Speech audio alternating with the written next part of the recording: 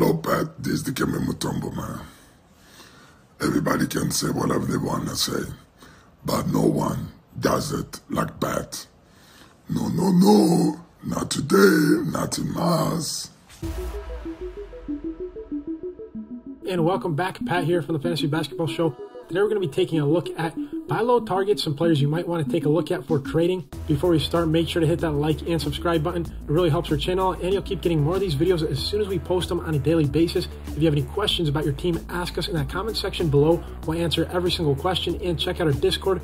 Also in the link description below, with over 1,400 members, one of the biggest fantasy sports Discords out there.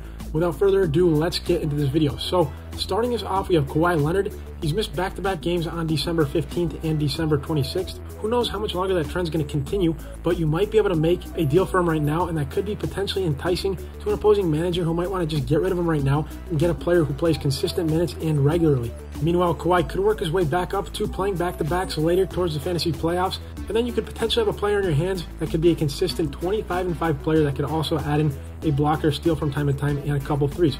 Since returning in the month of December, he's had only 5 games this year with 16 or less points, so that could be something to use to your advantage in making a trade here for Kawhi, as you can maybe point out to a manager that he's not scoring that much, as he hasn't scored more than 31 points yet in his return this season.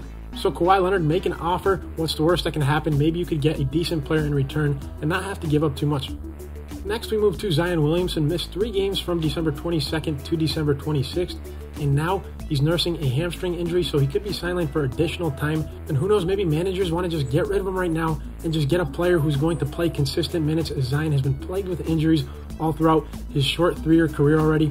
Zion played just 24 games in his rookie year, 61 games in his sophomore year, and just 29 games already this year, so he missed time initially in the beginning of the season. But he's averaging 29 points, 5 assists, and almost 8 rebounds in the month of December, while shooting over 60% from the floor. So Zion, definitely a player to trade for right now, because even if he misses some games down the road, he's the type of game-changing player that could really be a league winner for you in the fantasy playoffs. So why not take that risk and potentially get a player who could get you a nightly 30 points, almost 10 rebounds, a steal and a block, and maybe over 5 assists. So definitely worth the potential here for Zion Williamson. See if you can trade for him. Maybe you could get a good deal, as other managers, again, could be looking to just cut bait with a player that hasn't been able to stay on the court. And then we move to Jalen Duren. So since December 21st, he's already had 4 games of 8 rebounds or less.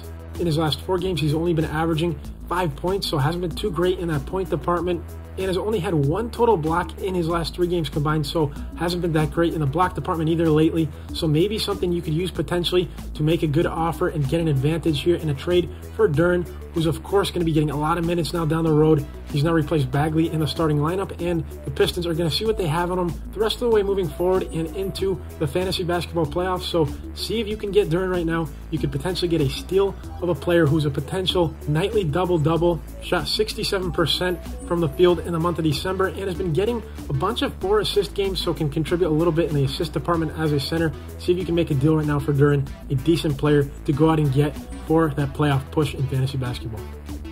And then we move to DeAnthony Melton of the Sixers. So in 3 of his last 4 games, he's posted 11 or less points. So something you could potentially use there to make a good deal in your favor. Something that other managers might not have looked at since the beginning of the season. His minutes per game from October have gone from 21.5 minutes in October all the way up to 31.8 minutes in November, and then to 33.8 minutes in the month of December. So steadily seeing more usage as every month goes on. Another trading point you could use is that he's posted only 3 or less assists in 6 of his last 8 games, but he's averaging over 2 steals per game throughout the months of November and December. So a very good defensive contributor who's averaging 3.3 3-pointers per game in the month of December. So very good as a 3-and-D type of player in fantasy, who can also get points and rebounds, almost 6 rebounds in the month of December as well. So DeAnthony Melton, go out and grab him. Use the low point production in your favor when trying to make a deal for him. Maybe you could get a bargain here.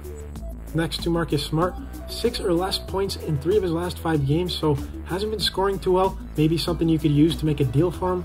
Most recently on January 1st, he shot only 2 of 12 from the floor for a 16.7 field goal percentage, so maybe a manager could be sick of that low field goal percentage and want to get rid of him now for greener pastures. Smart's minutes per game have gone up from 31.6 in November all the way up to 34.6 minutes per game in December, so he's getting more usage, which is a great thing. and a lot of managers might omit that when making a deal for him. His assists have been in that 7 assists per game range in December, and he's also been averaging 2 steals per game in December. So a great defensive contributor can get you those valuable assists, which are very rare in fantasy basketball. Use those string of low point scoring games in your favor when trying to make a deal for him. He's also had a 3 and a 4 point game in early December, so maybe opposing managers are already tired of that and just want to get rid of him altogether and give you a good deal for him for a more consistent point scoring player. And then to Bruce Brown, in 4 of his last 6 games, he's posted 9 or less points. So a lot of managers might be looking to get rid of him and potentially replace him with a better, more consistent player. Brown has not surpassed the 4 rebound or 4 assist mark in his last 6 games, so he's not doing too well in pretty much any of the essential categories. But he's still getting around 30 minutes a night, and he's shooting over 55% from the floor, so very good field goal percentage numbers, and he can also hit the occasional 3, and in the month of December, he's averaged over half a block and half a steal per game, so pretty good in the defensive categories. Brown averages 11 points and 4 rebounds and 4 assists per game on the year, along with 1 steal per game, so as long as he can keep retaining that kind of 30-minute per game mark usage, he should be pretty good and somebody you should trade for as a potential building block to help round out your team and get you those valuable role players in fantasy basketball that you need and produce all across the board. So see if you can get Bruce Brown a decent player in that regard. That does it for this show. Make sure to hit that like and subscribe button. You'll keep getting more of these videos on a daily basis, and check out our Discord below. And if you have any questions about your team, ask us also in the comments below. We'll answer every single one. We'll see you next time. Nothing Mars.